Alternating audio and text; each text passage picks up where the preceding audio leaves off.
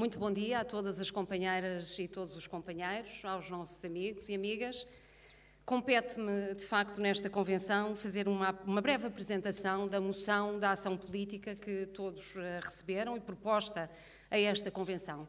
A moção da ação política é um documento estruturante que faz o enquadramento da situação atual e, a partir da nossa leitura dessa situação atual, inscreve as linhas orientadoras e as propostas concretas dos Verdes de ação para os próximos 3 anos. Eu gostava de dizer que esta moção global foi construída num amplo processo participativo. De resto, eu acho até curioso, e seguramente tem a ver com esse amplo processo participativo, que nesta convenção não tenha surgido nenhuma proposta de alteração, porque, de facto, todas as propostas de alteração, todos os contributos que enriqueceram tanto, mas tanto, este documento coletivo, foram apresentados nesse processo prévio que nós preparamos. Foram 356 propostas de alteração que mudaram o documento, o enriqueceram e o encheram desta diversidade de experiências que nós temos e desta ampla participação que todos nós promovemos. Portanto, a todos aqueles que construíram, todos nós que construímos este documento estruturante, esta moção da ação política, o nosso muito obrigado e a nossa grande saudação coletiva para a construção deste documento.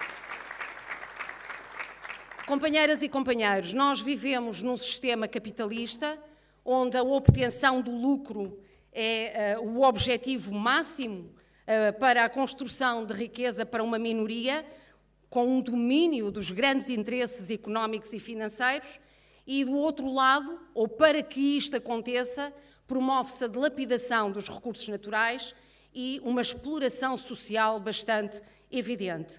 A produção é feita não em função das necessidades concretas dos cidadãos, a produção é feita em função dessa maximização dos lucros, portanto, com o esgotamento dos recursos naturais e com um alastramento da pobreza. Nós, na 16ª Convenção dos Verdes, deixamos muito claro que o Partido Ecologista Os Verdes entende que o capitalismo é totalmente incompatível com a promoção do desenvolvimento sustentável. Na verdade, o capitalismo faz com que o ambiente e a componente social sirvam à alta economia e à alta finança. Nós, ecologistas, afirmamos que a economia tem que servir necessariamente o pilar ambiental e social do desenvolvimento. É, portanto, uma visão totalmente oposta. Ser ecologista é, portanto, e necessariamente, rejeitar o capitalismo. O PEV afirma a ecologia política e, com essa matriz, aponta soluções alternativas, porque isto, de facto, não basta criticar, é fundamental apresentar uma alternativa. E é o que os Verdes têm feito ao longo destes 40 anos. Por exemplo, quando nós dizemos que é fundamental produzir e consumir local, é uma visão completamente alternativa que nós estamos a apresentar. Ambientalmente sustentável, com uma lógica de diminuição da pegada ecológica e socialmente favorável. Não há dúvida sobre isso. Quando nós dizemos que é fundamental apostar na vertente da eficiência energética e na microprodução de energia e na descentralização da produção de energia, é uma visão alternativa que nós estamos a apresentar e, claro, totalmente fora da subserviência aos grandes interesses económicos. Ocorre que esta alternância entre o governo do PS, do PSD, com ou sem CDS, tem feito da política ambiental não um serviço à promoção da qualidade de vida, mas uma verdadeira agência de negócios. Pegam nas matérias ambientais quando elas favorecem a negociata para os grandes interesses económicos. É isso que nós temos denunciado relativamente à eucaliptização do país, numa clara cedência aos interesses das celuloses, ou que denunciámos relativamente ao Programa Nacional de Barragens, uma grande cedência aos interesses das grandes hidroelétricas, ou, como nós denunciámos agora mais recentemente, relativamente ao caso do Simplex Ambiental, uma verdadeira vergonha, e os verdes pedem aqui, e já pediram e voltam a reafirmar aqui, a necessidade da revogação imediata do Simplex Ambiental, que até a pretexto de alguns projetos ambientalmente favoráveis, designadamente ao nível das energias renováveis, aquilo que faz é pura e simplesmente deixar de parte da avaliação de impacto ambiental um conjunto muito significativo de projetos para que eles corram mais rápido, para que os interesses económicos tenham o seu projeto elaborado e promovido mais rapidamente, sem avaliação dos impactos ambientais desses projetos. E os verdes dizem, não pode ser. Nós temos que levar estas matérias, efetivamente, a sério.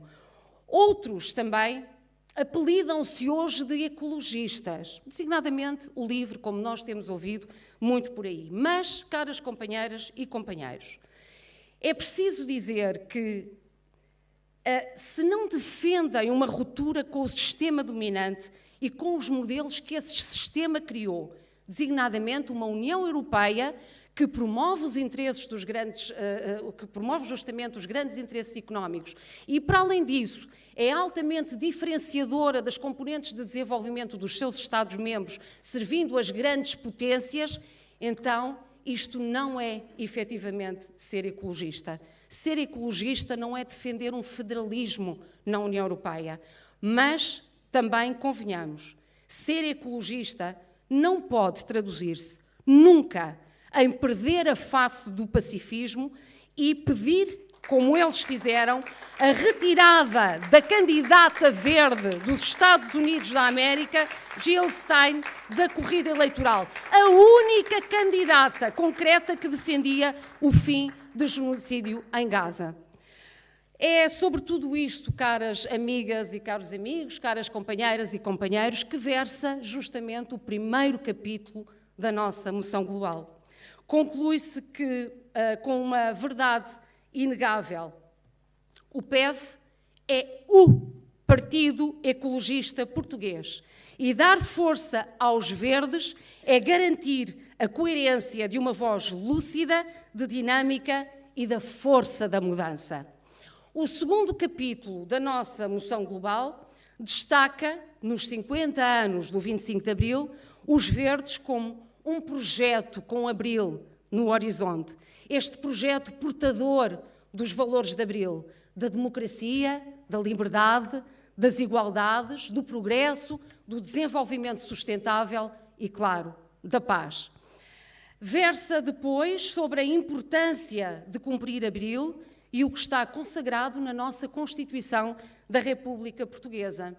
E, por isso, nós exigimos uma atenção particular relativamente à emergência da diversidade biológica. A biodiversidade está em perda absoluta por este mundo e também por este país. E isto é muito grave, porque, para além do valor intrínseco da biodiversidade, que nós afirmamos, é importante também para aqueles que têm uma visão mais antropocêntrica, é importante nós sublinharmos o facto da biodiversidade prestar funções de ecossistema fundamentais às sociedades humanas, designadamente a regulação de cheias, a regulação climática, a produção alimentar, entre tantas outras matérias. Por isso, é fundamental nós protegermos espécies e ecossistemas, protegermos solos férteis, protegermos os nossos recursos hídricos, valorizarmos as nossas áreas protegidas e exigirmos não apenas lábia, mas concretização dos compromissos que são assumidos. E nós queremos, no ano de 2025, ver concluído e a ser implementado o plano de restauro da natureza. Isto não é só fazer leis bonitas, não é só fazer discursos bonitos, é implementar na prática. Temos também um outro subcapítulo sobre a emergência da regulação climática. Por acaso, a nossa convenção ocorre justamente enquanto está a acontecer a COP29, a Conferência das Partes da Convenção Quadro das Alterações Climáticas. Ora, Portugal, e há diversos estudos que o afirmam, Portugal é dos países mais vulneráveis da Europa relativamente aos impactos das alterações climáticas, aquele que tem bastantes maiores riscos relativamente a estes impactos. Ora, nós temos uma Ministra do Ambiente que vai para a COP29 sem o trabalho de casa minimamente feito. Nós temos uma lei de bases do clima por regulamentar, temos um processo de adaptação às alterações climáticas completamente atrasado, continuamos com a lógica da eucaliptização e, portanto, para gerar uma maior vulnerabilidade aos fenómenos extremos e, designadamente, às suas consequências relativamente aos fogos florestais. Continuamos com a lógica das culturas intensivas e superintensivas e, portanto, com um impacto concreto na desertificação dos nossos solos.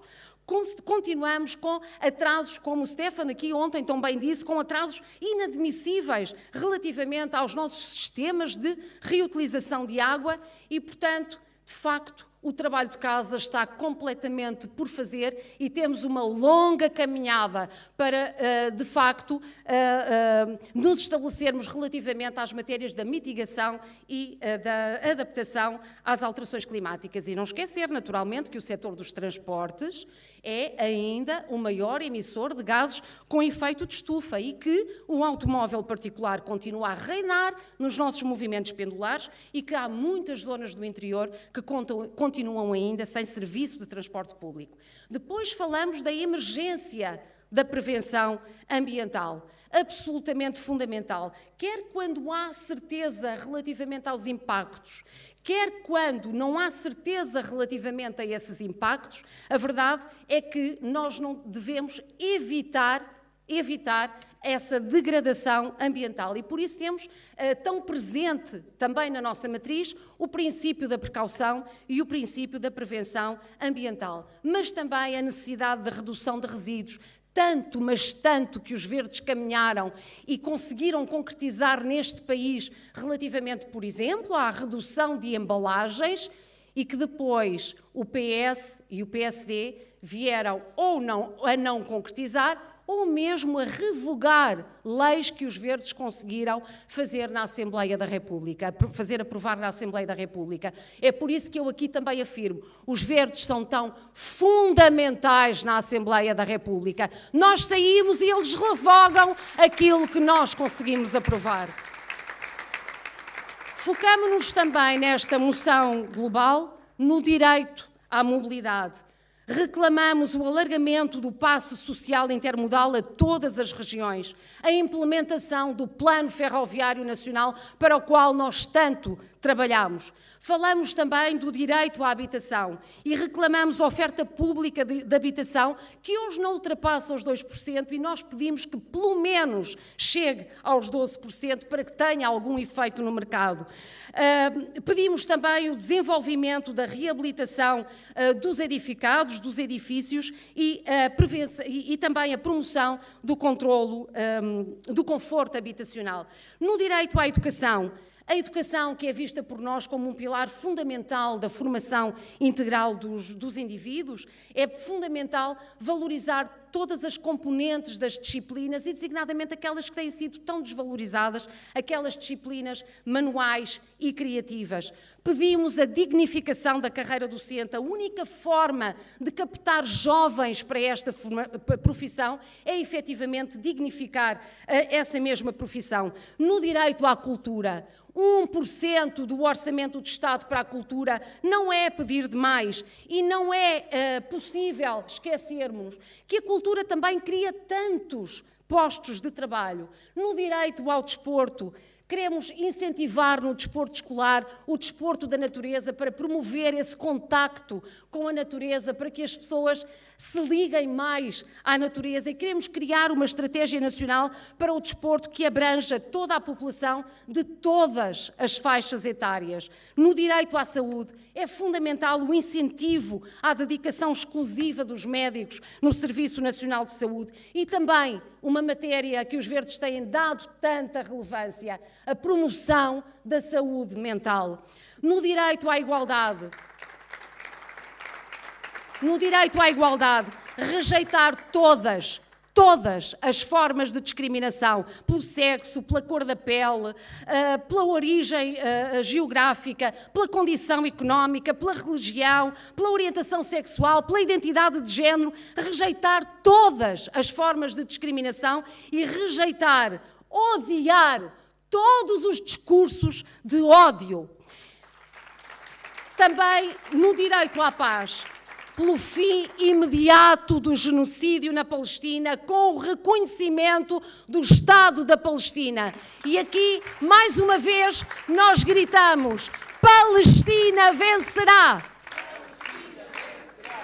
Palestina vencerá! E promover o desarmamento e a eliminação das armas nucleares. Por fim, caras companheiras e companheiros, no terceiro e último capítulo, a que nós demos o nome Unir para Transformar. Nós sabemos que os processos de transformação se fazem com lutas setoriais, locais, regionais, nacionais e também internacionais.